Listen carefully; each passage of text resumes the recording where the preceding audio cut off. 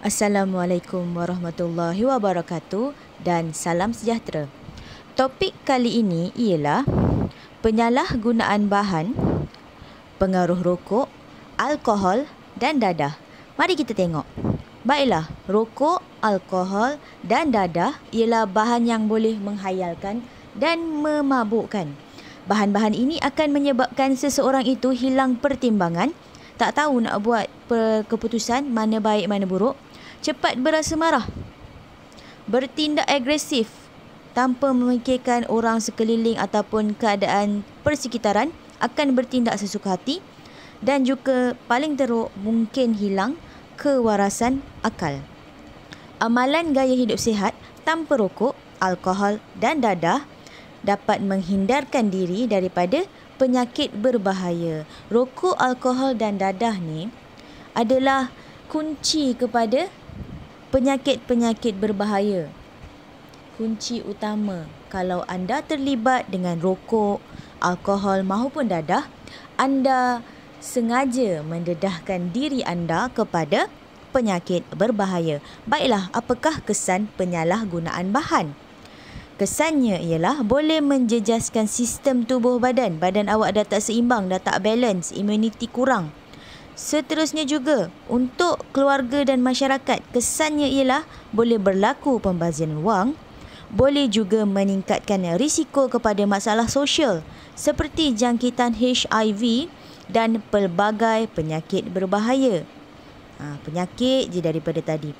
Kerajaan juga perlu mengeluarkan perbelanjaan yang besar untuk kos, rawatan dan pemulihan kepada perokok, pemabuk dan juga penagih. Kerajaan nak bantu orang-orang macam ni, tetapi kerajaan juga perlu mengeluarkan belanja yang besar. Baiklah, apakah kemahiran yang perlu anda ada untuk menjauhi bahan terlarang ini? Yang pertama sekali, tetapkan pendirian dengan menolak jika ditawarkan bahan-bahawan terlarang. Tak kisahlah siapa yang tawarkan, kawan kamu ke, keluarga kamu ke, tetapkan pendirian dalam diri kamu bahawa bahan-bahan terlarang ini berbahaya dan kamu tidak memerlukannya. Sila tolak. Seterusnya, gunakan kaedah komunikasi berkesan seperti menghadiri kempen dan ceramah mengenai penyalahgunaan bahan. Bila kamu dah tahu apa kandungan bahan-bahan tersebut, kamu dah lebih cakna tentang apa sebenarnya yang menyebabkan punca bahaya bahan-bahan tersebut, kamu akan lebih teguh pendirian untuk mengelak daripada terlibat dengan bahan-bahan terlarang. Seterusnya, anda perlu tahu untuk memilih aktiviti dan rakan yang baik. Baiklah, pengaruh dadah. Apakah kesannya terhadap individu, masyarakat dan negara? Antara kesannya ialah menyebabkan keruntuhan akhlak, gagal dalam pelajaran. Macam mana awak nak fokus sebab tak boleh gagal? Seterusnya, kalau anda bekerja, prestasi kerja akan terjejas, anda boleh tersisih daripada masyarakat, keruntuhan institusi kekeluargaan serta menjejaskan tahap kesihatan. Baiklah, ini adalah contoh untuk kesan ketagihan merokok.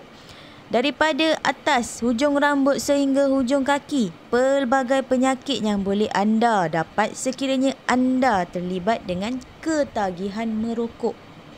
Ketagihan ni maksudnya sekali sehari ataupun dalam masa sejam awak tidak merokok, anda dah rasa gelisah, dah rasa tak senang duduk. Itu maksudnya anda ketagih. Okey, boleh lihatlah. Keguguran rambut, boleh menyebabkan pelbagai jenis kanser dan sebagainya. Kita terus kepada kesan ketagihan dadah.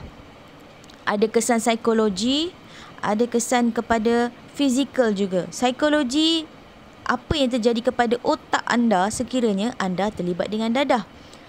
Pelbagai kesan-kesan negatif. Insomnia, agresif, cepat marah dan pelbagai lagi. Anda boleh baca di dalam buku teks anda. Seterusnya, apa dia kesan bahaya asap rokok kepada perokok pasif? Perokok pasif ni orang yang tak isap rokok, tapi dia terdedah dengan asap rokok. Bahaya ni. Okey, terdedah kepada asap rokok sekurang-kurangnya 15 minit dalam masa 2 hari seminggu. Dalam tempoh seminggu tu, 2 hari je diperlukan untuk kamu. Dalam masa 15 minit, kamu terdedah kepada asap rokok. Walhal kamu tidak merokok, kamu ialah perokok pasif. Jaga-jaga. Jadi asap rokok pasif ni ialah asap rokok aliran sisi dari bahagian menyala dan asap rokok aliran utama yang dihembus oleh perokok. Mengikut kajian, perokok pasif mempunyai risiko 30% lebih tinggi mendapat kanser paru-paru. Rugilah, awak tak isap rokok tapi awak duduk dekat dengan orang yang isap rokok. Awak pula berisiko untuk mendapat penyakit-penyakit yang berbahaya. Kat situ ditulislah 30% kanser paru-paru dan juga 25% lebih tinggi untuk mendapat sakit jantung. Takutnya. Baiklah, asap rokok pasif akan terkumpul lebih cepat dalam kawasan tempat kerja yang tertutup. Tempat kerja ke, kawasan rumah ke, kawasan yang tertutup, ada seseorang isap rokok dalam tu. Itu akan mendatangkan bahaya. Kerana perokok pasif akan mengalami kesannya. Baiklah. Seterusnya, kesan ketagihan alkohol. Yang paling utama, jika seseorang itu ketagih alkohol, dia boleh menyebabkan kerosakan otak dan juga ketagihan serta strok. Penglihatan akan mula kabur, gangguan percakapan, pendarahan di kerongkong, gangguan pernafasan, degupan jantung tidak berkala. Kejap, dudap. Sepatutnya ni dudap. Mungkin. Luka di dalam perut, kerosakan hati, kelemahan otot, kanser usus kecil, luka dalam usus kecil, mati pucuk untuk lelaki dan juga osteoporosis. Baiklah, itu sahaja mengenai topik kali ini, penyalahgunaan bahan. Sekian, terima kasih.